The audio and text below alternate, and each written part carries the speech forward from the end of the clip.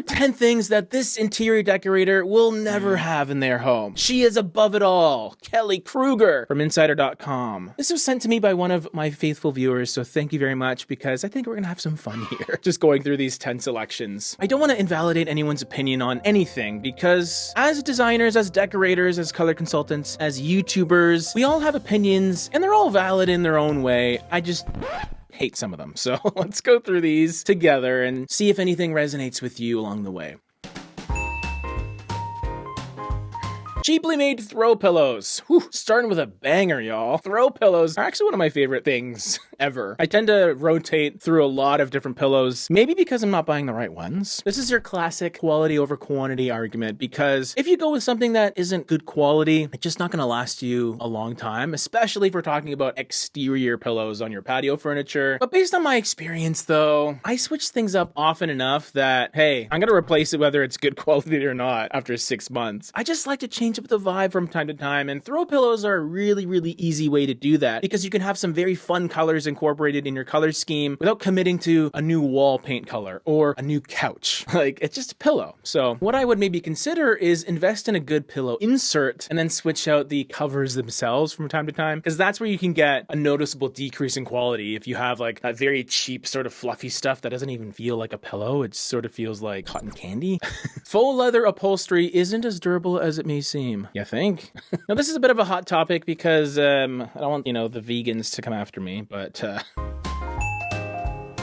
I do like leather as a material. I think the patina of how it wears over time is what gives it so much character. Faux leather alternatives can be good, but some of them are just made with plastics as far as I know, and they're not going to react the same way that real leather does. So you just have to be mindful of that. And if you're investing a lot of money in something like a sofa, then just really be careful about the longevity of that product. So there's actually a really good suggestion in this article where if you really love something that's faux leather, maybe don't have it on your couch that you're going to use day in and day out as your daily driver. Have it in more accent form off to the side that you can visually see, but isn't going to get beat up from day to day. Make sure it's going to last, because it's a lot of money. Soft-sided organizer cubes. Oh no.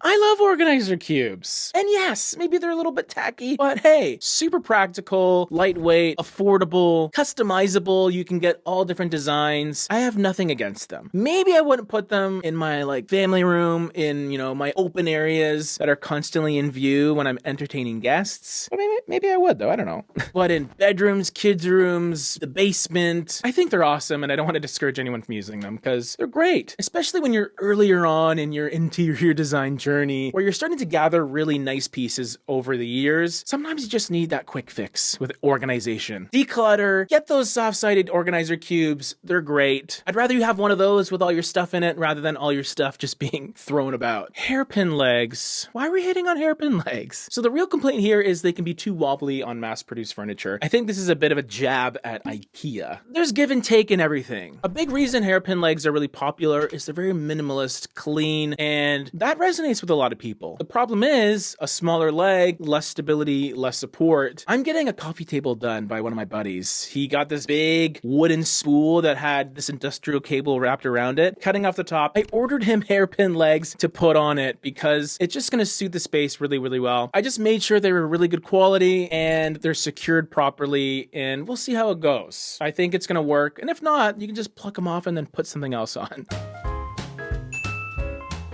Now we're getting into wheelie desk chairs, which is a little niche, but if you have a home office like I do, this is actually a really important thing I want to talk about. So the plastic wheels that you usually find on most office chairs, they can scratch your floors. So normally people will get a nice plastic or rubber mat to put underneath their desks so you can protect your flooring, but I'll do you one better. If you can find a chair that you can pluck those wheels off and replace them with these kind of rubbery rollerblade casters, those are awesome. They're going to give you better mobility and smoother movement, but also they're going to be easier on your floors because you have that nice cushiony rubberized wheel. So that is one of my biggest considerations when I'm finding an office chair is, can the wheels be replaced? Or better yet, can you find a chair that has those really cool rollerblade wheels already attached? Small little investment to upgrade, but massive quality of life improvement if you're in your office chair a lot. Artificial boxwood wall decor. Oh, I love boxwood wall decor. I'm actually going through a phase right now. I haven't bought any, but I was thinking of doing it outside in my backyard. art. And yes, you can use large-scale artwork as an alternative, but you gotta find the right art piece to showcase. So in the meantime, I don't see a ton wrong with it. I think when it comes to artificial boxwood wall decor specifically, it's like any artificial plant. If you don't get a good quality one that doesn't look real, it's just gonna look off. The green won't be as leafy as you want it. And also it is a bit of a dust collector, which is, you know, inevitable when it comes to that sort of stuff. So yeah, maybe if you invest in nicer stuff, you'll get a more natural looking boxwood decor vibe. But the problem is you're gonna be spending more money on it. And if you're sick of that look a year or two from now, chances are everyone else will be sick of it too because it won't be trendy anymore. I still think that this artificial boxwood stuff is nice outside as long as the colors are right. Because if you are lucky enough to get a natural alternative, like a big ivy wall, let's say around your patio furniture, that sounds good in theory, but the problem there is because it's organic material, you're gonna get a lot of organic life sort of breeding in there. Oh, behave.